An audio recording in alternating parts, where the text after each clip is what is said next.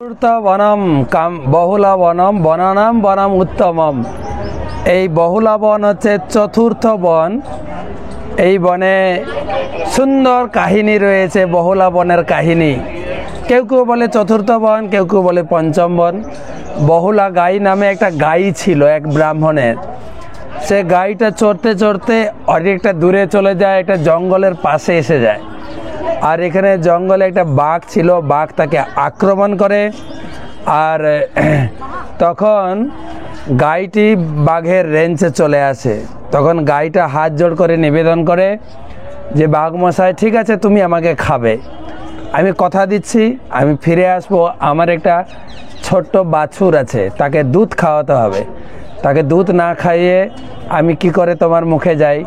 তা আমাকে একটু সময় দাও, আমি বাড়ি গিয়ে তাকে দুধ খাইয়ে তারপরে আমি আসব। তখন বাঘ বলে, ঠিক আছে, আমি তোমার কথার উপরে বিশ্বাস রাখি, তুমি আসবে। বলে, হ্যাঁ, আমি অবশ্যই আসবো। গায়ে ঘরে গেলেন, ঘরে গিয়ে বাছুরকে দুধ খাওয়াচ্ছেন আর ঝরঝর করে কেঁদেই যাচ্ছেন আর চিন্তা করছেন। তখন বাছুর দেখছেন মা ঝরঝর করে কান্না করছে কেন? তো জিজ্ঞাসা করলেন, কি হয়েছে? বলছে, বৎস পুত্র, তুমি এইটা তোমার অন্তিম দুধ খাওয়া।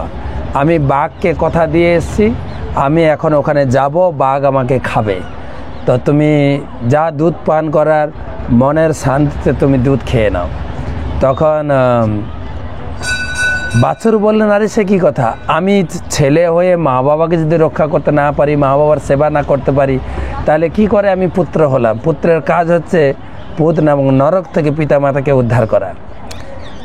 তো যাই হোক, তখন বৎস বলছে, আমি যাব বাঘের মুখে, তোমাকে আমি বাঁচাবো। আর এই কথাবার্তা শুনতে শুনতে ওখানে ব্রাহ্মণ এসে গেছেন, যে গায়ের মালিক ছিলেন। তিনি এসব শুনে বলছেন, আর এটা কি করে সম্ভব? মালিকের কর্তব্য হচ্ছে গাইকে রক্ষা করা, গো রক্ষা করা আমার কর্তব্য। তো আমি থাকতে তুমি বাঘের মুখে যাবে, এটা হতে পারে। আমি বাঘের মুখে যাব, তোমাদের দুজনকে বাঁচাবো। এই বলে 3 জন গেছেন বাঘের কাছে। বাঘ বলছে, আমি তো শুধু গাইকে খেতে চেয়েছি, এখন 3 জন কেন এসছো? তখন ব্রাহ্মণ বলছেন, আরে এটা কি করে সম্ভব যে তুমি আমার গাইকে তুমি খাবে? তা আমি এসছি তোমার মুখে, তুমি আমাকে খাও। বাঘ বলছে, ব্রাহ্মণ হত্যা তো আমি করতে পারবো না, তাহলে তুমি গো হত্যা করবে কি করে?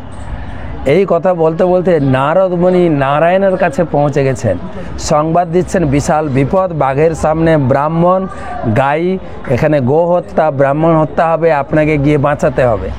নারায়ণ এলেন, সুদর্শন চক্র দিয়ে গাইকে বাঘকে হত্যা করলেন, ব্রাহ্মণ এবং গাইকে রক্ষা করলেন। এই গাইয়ের নাম অনুসারে ভগবান নাম রাখলেন বহুলা গাই। কেউ কেউ বলে বহুলা নামে ভগবানের একজন গোপী ছিলেন, তার নাম অনুসারে। যাই হোক, এটা হচ্ছে বহুলা বন, বহুলা কুণ্ড, শঙ্কর্ষণ কুণ্ড, খুব সুন্দর পবিত্র কুণ্ড। এখানে স্নান করলে গোপীভাবে ভাবিত হবেন।